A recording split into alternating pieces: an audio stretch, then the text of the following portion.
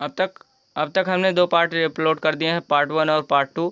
अयोध्या सिंह उपाध्याय यानी हरिओ द्वारा रचित पवनदीप का जो है हमारा 12th में पार्ट 1 जो है हमारा, पार्ट 1 जो है हमारा है पवनदूत का, उसमें 2 हमने पार्ट अपलोड कर दिए हैं, पार्ट 1 पार्ट 2।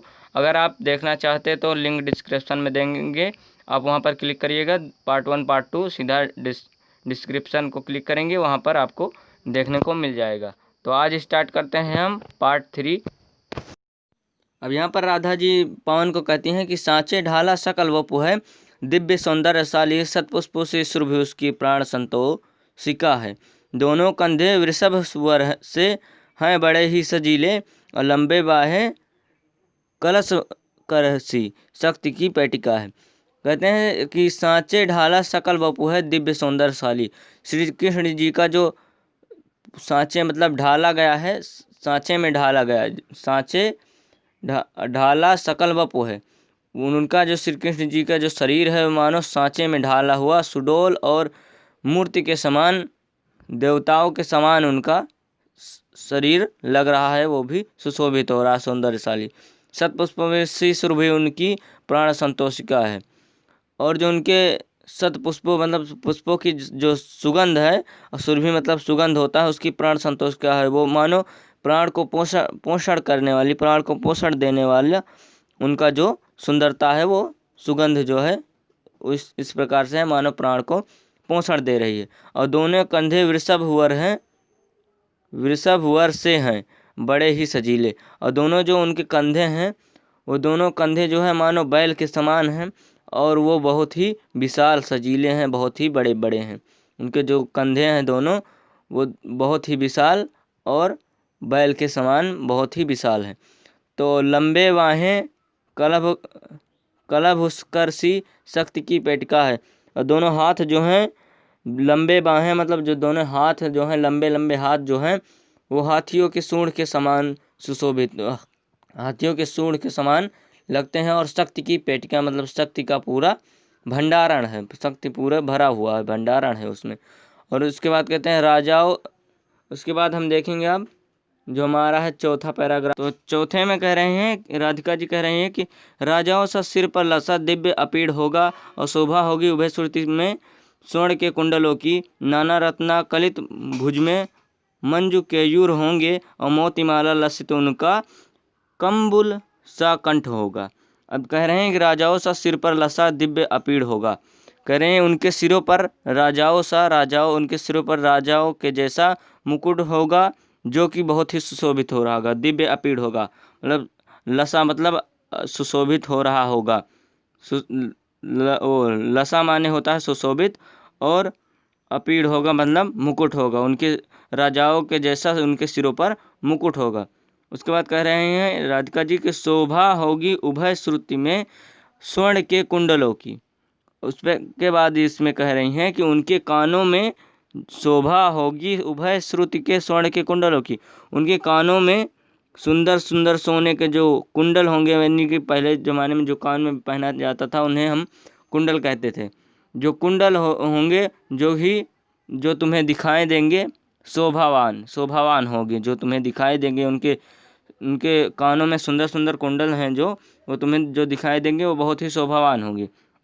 उसके बाद कह रहे हैं राधिका जी की नाना रत्ना कलित भुज में मंजू केयूर होंगे, और विभिन्न प्रकार के रत्नों से जड़े हुए उनके भुजाएं होंगी। उनके जो पूरा शरीर है वो विभिन्न प्रकार के रत्नों से मतलब स्वर्ण से, सोना चांदियों से उनका पूरा शरीर जो होगा, भुजाएं होंगी उनकी ढकी होंगी। मोतीमाला लसित उनका कुंभ सा कंठ होगा, और मोती की मालाओं से सुशोभित और उनका गला शंखों के जैसा होगा। ये सब सारी चीज़ें इसमें कहती हैं। और उसके बाद फिर राधिका जी ये सब सारी बातें किससे बता रही हैं? पवन से बता रही हैं कि तुम्हें श्री कृष्ण जी किस प्रकार से दिखाई देंगे। उसके बाद हम देखेंगे 15वां पैराग्राफ, जिसमें हमें बताया जा रहा है इसमें।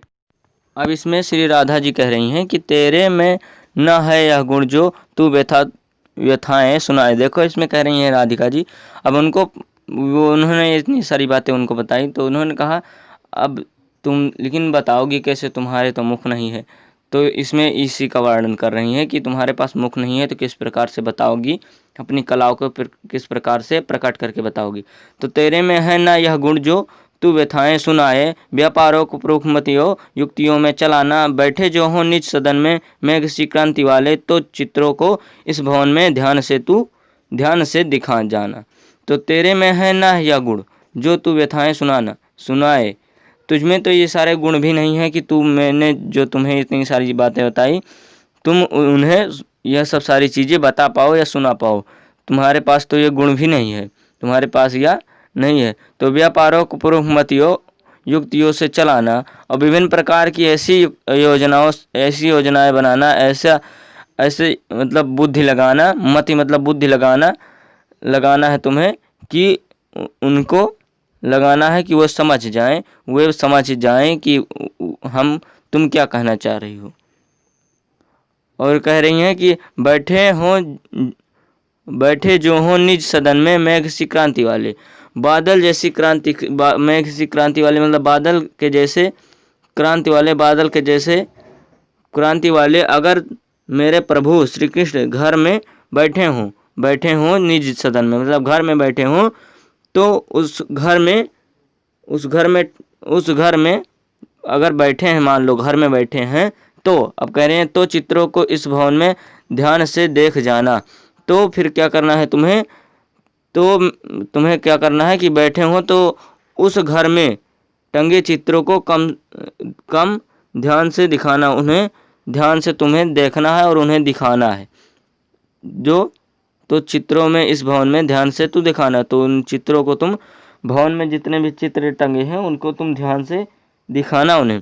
उसके बाद 15 में कह रही हैं कि जो चित्र में विरह विधुरा का मिले चित्र कोई, अगर उसमें किसी प्रेमी में पागल प्रेमिका का अगर कोई चित्र तुम्हें दिखाई दे, तो जो जाके निकट उसको भाव से यूँ हिलाना, उसके पास जाकर के, उस चित्र के पास जाकर के उसे तुम्हें हिलाना है। तो प्यारे हो के चकित उससे चित्र को और देखें, आश्चर्य होकर के उस चित्र को वो देखेंगे, शायद वो देखें। इस प्रकार से हिलाना कि वो आश्चर्य होकर वो श्री कृष्ण जी, प्यारे मतलब श्री कृष्ण जी, उसको देखें। तो आशा है यो सुरत उनको हो सकेगी हमारी, और मैं ऐसी आशा करती हूँ, इस प्रकार से आशा करती हूँ कि शायद उन्हें मेरी स्मृति आए, मेरी याद आए। तो अब इस 17वें में कह रहे हैं कह रही हैं राधा की जो कोई भी इस सदन में चित्र उद्यान का हो, अगर उस सदन में मतलब घर में कोई भी बाग का बगीचे का चित्र हो, तो ओहो प्राणी विपुल उसमें घूमते बावले से, अगर उस बाग में जो बाग वाला चित्र है उसमें कोई प्राणी जो है वो विपुल मतलब बहुत सारे जो प्राणी है उसमें घूमते हुए दिखाई दें, वो भी पागल से बावले से, तो जाके सन्निकट उसके ओ हिला के उसे भी, और उसके पास जाकर के उसको भी हिलाना। तो उसको जो सन्निकट मतलब उसके पास जाकर के उसको हिलाना, देवात्मा को सुरत ब्रज के व्याकुलों की कराना, और श्री कृष्ण जी को वृंदावन के व्याकुल ग्वालों और गोपियों का तुम ध्यान दिलाना। ये कह रहे हैं कि अगर उस घर में कोई बाग का चित्र दिखाई दे, तो उसमें क्या हो कि जो है पागल से बहुत सारे प्राणी उसमें घूमते मतलब जानवर जो होते हैं वो घूमते दिखाई दें, तो जाकर सन्निकट उसके वो हिला के उसे भी, और उसको फिर जा करके उसके पास जा करके उसको भी थोड़ा सा हिला करके अपनी हवा से, और देवात्मा को सुरित ब्रज के व्याकुलों की कराना, और श्री कृष्ण जी को देवात्मा मतलब श्री कृष्ण को कह रहे हैं कि वृंदावन के व्याकुल ग्वालों और गोपियों का उनको स्मरण दिलाना, उनको याद दिलाना। तो ये सब सारी चीज़ें श्री राधा जी कह रहे हैं कि तुम्हारे पास मुख तो है नहीं कि तुम हमारे साथ हमारी तरह बोल सको। तो इस प्रकार से यहाँ पर जो वर्णन किया गया कि कहा गया कि इस तरह से तुम उनको सारे चित्र जो हैं सदन में उनको हिला करके तुम उनको ध्यान में दिलाना। तो आज के लिए बस इतना ही, इसी पर समाप्त करते हैं। मिलेंगे 18वें पैराग्राफ के साथ।